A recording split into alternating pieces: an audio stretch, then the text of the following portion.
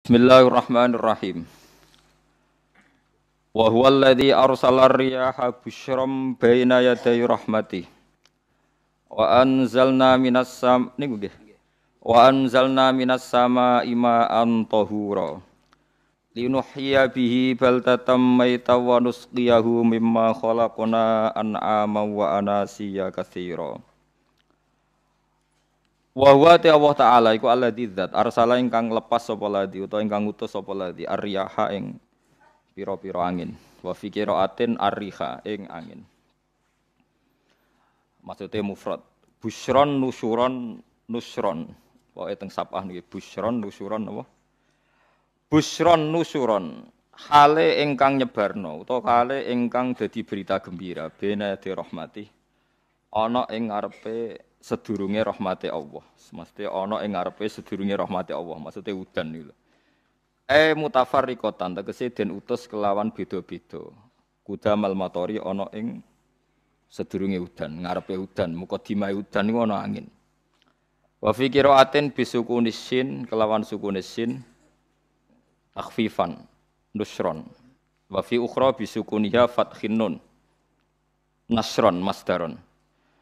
Wa fi ukhra bisukuniha kelan sukune sin wa dhammil muwahhadah lan dhammai ba badalan nun khalid dadi gedine nun kira iki to busron. Terus nak teng sapah iku nusyuron kalian nasron. Terus nak kira iki to napa? Busron. Dadi wa dhammil muwahhadah dhammai ba titik sitok busron nggih badalan nun. Dadi boten nusyuron tapi napa? Busron. Mubasyiratin tegese angin niku nggih berita gembira. Wa mufradul ulati mufrate sing pertama iku nusyur. Nusyuron ka rasulin rasul rusul. Nggih nusyur. Wal akhirah utawi mufrate sing akhir iku nasyir. Wa anzalna lan nurono ingsun minas sama'i sanging langit ingsun nurono ma'aning banyu tahuron kang nyucekno. Mutahiron tegese kang nyucekno. Kaya anut ana sing nyucekno ora ana banyu najis. Di kula terangno nggih cara mazhab Abu Hanifah banyu iku ora iso najis. Wis pokoke banyu iku nyucekno dadi ora iso napa? Najis. Tapi kalau dalam mazhab Syafi'i itu air yang tidak sampai 2 kolah. 2 kolah niku ukuran 1/4 itu sekira-kira 1 meter persegi. Berarti kiri kanan atas bawah niku napa? 1 meter niku pun 2 napa? Kolah. Niku nak cari Imam Syafi'i, jika air sebelum 2 kula itu kena najis sedikit rubah atau tidak rubah najis, nggih. Tapi kalau terlalu banyak, meskipun kena macam-macam tidak nopo, tidak najis. Terus illa mata ghayyara kecuali yang rubah. Di misalnya ada limbah, ada kubangan besar gitu yang beribu-ribu liter, tapi kok warnanya sudah warna coklat, ya kayak tinja macam-macam itu dihukumi nopo? Najis. Tapi wis macam-macam malah madhab dalam air itu. Tapi saya pastikan itu madhab ulama. Saya pastikan itu madhab ulama. Kalau teks hadisnya begini nih, monggo nak jenengan ape latihan ijtihad, kok menyesatkan ya ora apa-apa, sementing ini latihan. Jadi di Madinah, ini hadis di Musnad Ahmad. Di Madinah itu ada sumur, bukan sungai loh. Saya ulang lagi sumur, bukan sungai. Kalau sungai itu konotasinya kan luas, panjang, mengalir. Ini sumur, bener-bener apa? Sumur. Sumur, ya gedene sumur enggak sepiro. Nabi itu wudu di situ, terus diingatkan, ya Rasulullah, itu sumur dulu, zaman sebelum engkau datang, sebelum ada Islam di sini, dipakai pembuangan jifah, batang anjing, dan nyuwun sewu kotoran orang haid. Ya, kotoran orang haid. Terus saat itu Nabi ngendikan alma tahurun la yunajjisuhu syai'un. Kata Nabi yang namanya air itu menyucikan. Tidak pernah bisa kena najis ya. Alma tahurun la yunajjisuhu syai'un. Terus Nabi wudu. Ya sudah begitu. Ya sudah begitu sampai rasa jero-jero. Alhamdulillah hadisnya ngono. Ya kan ya, paham kan ya? Mana sampean ditangkleti, kulon sering ditanya sama orang-orang Jakarta, Gus, saya ini punya air langganan PDAM, itu dikelola dari sungai ini. Padahal sungai ini mulai tinja sampai sapi tank macam-macam ya ke situ semua, Gus. Terus enggak baunya karena kaporit. Itu gimana itu, Gus? Suci ndak itu? Terus saya tanya, "Lah kamu pakai ndak?" Ya sudah pakai, tapi tetap tanya hukumnya. Itu kan seperti yang di Jakarta itu kan misalnya yang diolah itu kan sungai macam-macam tuh, Gus. Lah itu yang limbah keluarga ya kalau untuk nyuci piring enggak apa-apa. Sapi tank macam-macam kan ke situ juga. Ya kan ya, cara kok istihad ya. Karena kalau menurut Syafi'i, dua kolah pun tidak ada pengaruhnya kalau terlalu banyak apa? Bahan yang apa? Najis, yang limbah itu yang najis. Ya jelas najis ya. Kalau teletong sapi kan ijek ono intikal madhab, rausul makul tohir. Kotoran hewan suci itu suci. Masih banyak madhab yang mengatakan bahwa kotoran barang suci itu suci, masih bisa intikal. Kalau kotoran manusia itu lebih kriminal, enggak ada madhabnya itu. Jadi kotorane wedhus iku ana ulama sing darani suci, tapi nek kotorane ruhin gak ono. Nah, itu kan repot. Makanya kata sebagian ahli hadis, sebaiknya hadis itu tidak usah diistihati, pokoknya Nabi ngendikan begitu gitu. Ya sudah orang terus ya sudah begitu. Paham gitu terus seperti di sini misalnya yang di sini Gajah Wong itu kan atasannya sana mulai kali Code kan wong macam-macam. Mulai wong buang kotor air besar, air kecil kan lewat semua. Macam-macam. Makanya masalah air itu pokoknya sifatnya air itu ma'an tahura. Sifatnya air itu mensucikan. Mensucikan itu dua dalam mazhab Syafi'i itu. Air dan tanah. Air dan tanah. Terus sama Abu Hanifah ditambah satu. Ini kalau sampean coba tidak apa-apa, api. Makanya kalau ada botol, cara kene apa Mus? Boto ya. Boto bangunan wae. Boto. Itu kan kebanyakan kan kadang kan tipak buahan pletong itu kan ya. Terus dipakai boto. Campur-campur diulet-ulet. Terus dadi napa? Boto. Cara madzhab Syafi'i tetap najis dipakai masjid tidak bisa karena sebagian bahannya dari apa? Najis. Cara madzhab Hanafi suci karena sudah dibakar. Karena api itu termasuk alat mensucikan. Alasannya Imam Abu Hanifah orang yang fasik-fasik itu nanti disucikan pakai api neraka. Berarti api itu bagian dari alat mensucikan. Jadi misalnya Ruhin mau sholat dibakar sholat suci gitu.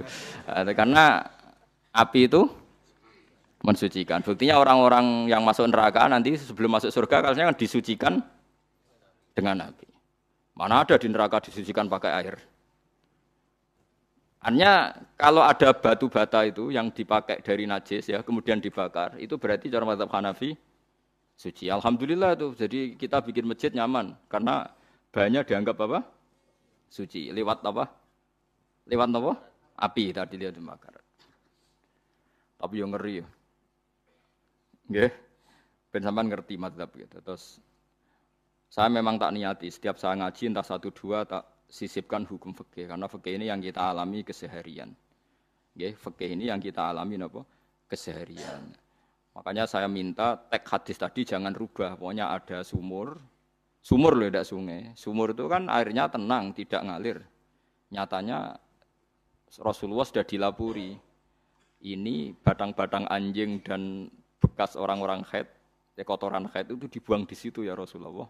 Terus Nabi menjawab, alma utahurun la yunajjisuhu syai'un.